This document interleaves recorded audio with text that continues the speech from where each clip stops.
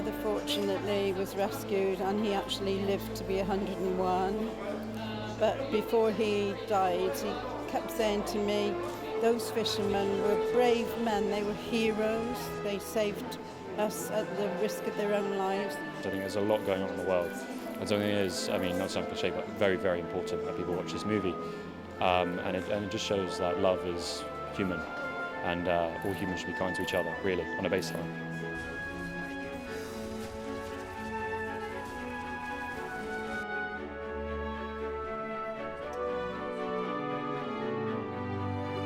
Such a powerful story, movies around these wars. A lot of talk, particularly in Australia, we hear about from, say, the European perspective. I wasn't completely all across the Chinese stories. And what left the biggest impression on me was it was an example of utter sacrifice and of love for just other human beings.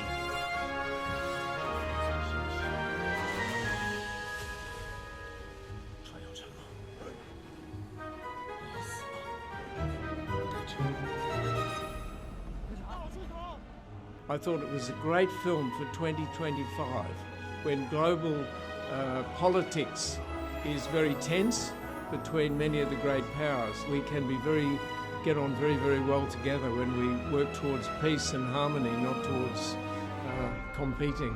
So I thought it was a topical film and a beautiful film of the nature of Chinese people.